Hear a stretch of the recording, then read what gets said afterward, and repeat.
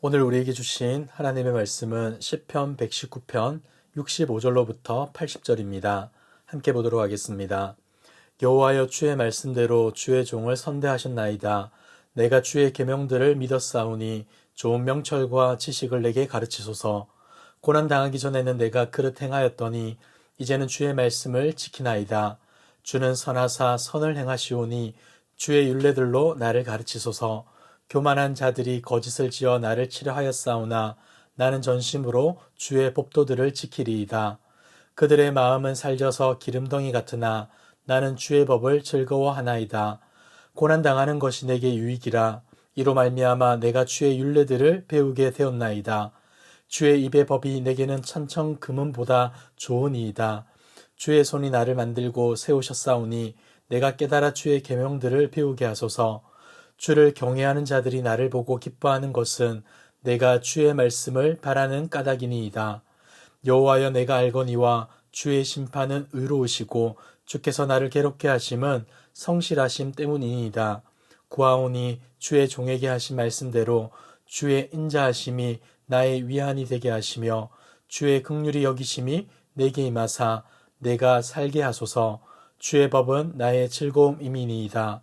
교만한 자들이 거짓으로 나를 엎드렸으니 그들이 수치를 당하게 하소서. 나는 주의 법도들을 작은 소리로 읊조리리이다. 주를 경외하는 자들이 내게 돌아오게 하소서. 그리하시면 그들이 주의 증거들을 알리이다. 내 마음으로 주의 율례들에 완전하게 하사 내가 수치를 당하지 아니하게 하소서. 아멘. 오늘 65절부터 72절까지는 본 시의 9번째 단락으로 여기에서는 고난을 통해 깨닫게 된 주님의 말씀을 끝까지 지키고자 하는 시인의 성숙되고 열심 있는 신앙이 드러나고 있습니다. 먼저 65절과 66절을 보시면 언제나 약속을 신실하게 지키시는 하나님에 대한 고백과 동시에 그분의 계명을 배우고 싶다라고 시인은 말합니다. 왜냐하면 그는 하나님의 말씀에 대한 온전한 믿음이 있었기 때문이죠. 그러나 시인이 처음부터 이러한 믿음을 가졌던 것은 아닌 걸로 보여집니다.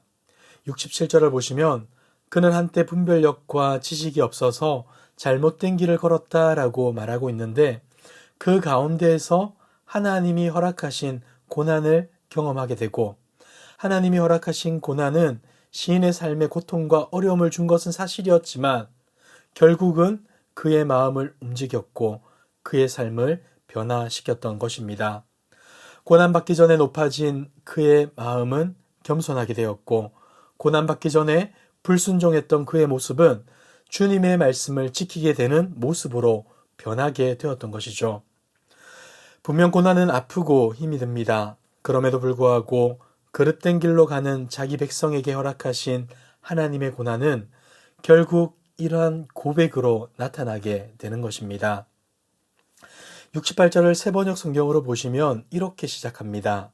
선하신 하나님, 너그러우신 주님. 여러분, 놀랍지 않습니까?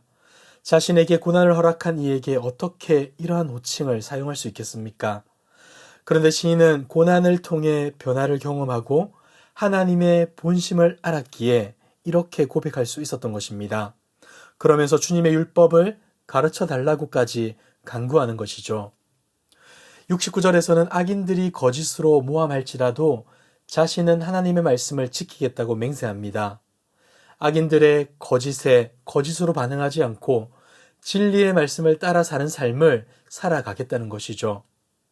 71절을 보면 그는 이렇게까지 고백하게 됩니다. 고난당하는 것이 내게 유익이라.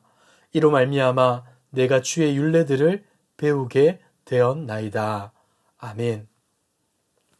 사실 고난당하는 상황을 기뻐하고 그 자리에서 유익을 누리는 사람은 거의 없을 겁니다. 고난이 주는 어려움과 아픔은 분명 우리 한 사람 한 사람을 힘들게 만들 것이고 지치게 하는 것이 사실입니다. 그러나 그럼에도 불구하고 시인은 고난을 당한 것조차 유익이라고 고백합니다. 하나님은 고난과 고통을 통해서도 우리를 가르치고 배우게 하시기 때문인 것이죠. 고난은 우리의 높아진 마음을 겸손하게 만드는 특효약이라고 할 수 있습니다. 고난받기 전에는 불순종하던 우리가 고난을 통해 주님의 말씀을 지키게 되는 것이죠. 그래서 교만한 자들의 도발에 억울함을 느낀다 할지라도 그 자리에서 전심으로 주님의 말씀을 지키게 되는 것입니다. 사랑하는 성도 여러분, 성도에게는 고난조차 유익입니다. 그것은 고난 자체가 능력이 있어서가 아니라 그 고난이 하나님 안에서의 고난이기 때문이죠. 시인은 고난을 통해 배운 교훈이 천금을 얻는 것보다 값진 것이라 고백하는데 우리도 그것을 기억하면서 어떠한 상황에 직면한다 할지라도 하나님의 말씀을 귀하게 여기며 그 말씀에 붙들린 자로 살아감으로 하나님께 감사와 찬양의 고백을 올려드리는 저와 여러분들 되길 주님의 이름으로 축복합니다. 73절에서부터 80절까지는 10번째 단락에 해당합니다. 시인은 말씀을 통해 현재 자신이 겪고 있는 고통 속에 담겨 있는 하나님의 의로운 계획을 알 수 있으며 그렇기 때문에 그 상황에서도 하나님의 말씀만을 묵상하겠다 다짐하는 내용이 이 단락에 등장하고 있습니다. 죄인의 특징은 하나님 앞에 올바르게 서지 못한다는 겁니다. 그러나 하나님의 은혜로 회복된 자는 하나님께 나아가는 특권을 누리게 되는 것이죠. 하나님을 최고의 가치로 여기며 사는 자는 하나님 앞에 나아가는 담대함을 얻게 되는 겁니다. 78절에서 시인이 하나님께 호소하는 이유는 거짓말로 시인을 공격하고 넘어뜨리려는 교만한 자들 때문입니다. 그리고 하나님의 말씀을 작은 소리로 읊조린다는 것은 세상의 어느 것도 바라지 않고 오직 하나님만을 의지하겠다는 시인의 다짐이 담겨 있는 것입니다. 시인은 자신이 보다 말씀에 온전한 사람이 되기 위해서 간구하는데 우리 성도는 분명 이러한 삶을 살아야만 합니다. 고난과 고통 가운데서 직면한 어려움을 벗어나게 해달라고 기도하기 이전에 주신 말씀에 순종하는 사람이 되게 해달라고 기도하는 것이 바로 성도의 삶인 것이죠. 사랑하는 성도 여러분, 우리에게 복이 무엇입니까? 그리고 고난은 우리에게 어떻게 유익이 되고 복이 됩니까? 고난을 통해 말씀을 깨닫고 하나님과 가까워졌다면 그것만으로도 고난은 복된 도구가 된 것입니다. 여러분, 우리는 세상에 속한 자가 아니라 하나님께 속한 자임을 항상 기억합시다. 그리고 이것을 생각하며 세상에서 평안한 삶을 소망하기보다 고난을 통과해서라도 온전해지고 믿음 안에서 세상을 이길 힘을 얻게 되는 저와 여러분들 되시길 주님의 이름으로 축복합니다. 기도하겠습니다. 사랑과 은혜가 풍성하신 하나님 아버지, 보잘것없는 우리를 구원하여 자녀 삼아주시고 하나님 나라 백성으로 살아가게 하심에 감사드립니다.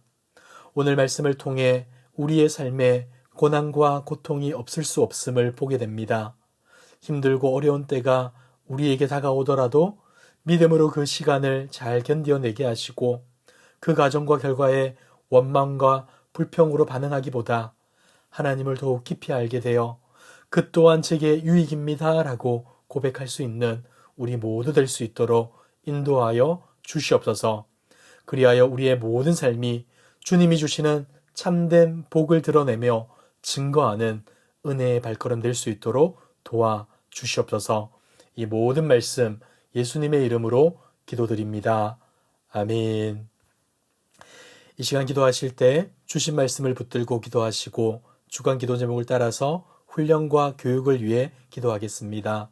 새롭게 시작된 모든 훈련을 통해 예수님 닮은 온전한 제자들이 세워질 수 있도록 주일학교와 청년들이 부흥하도록 담임 목사님과 모든 말씀 사역자들, 주일학교 교사 선생님들이 맡겨진 사명을 잘 감당할 수 있도록 기도해 주시기 바랍니다. 그리고 코로나19 공동기도문으로 함께 기도하겠습니다. 기도하겠습니다.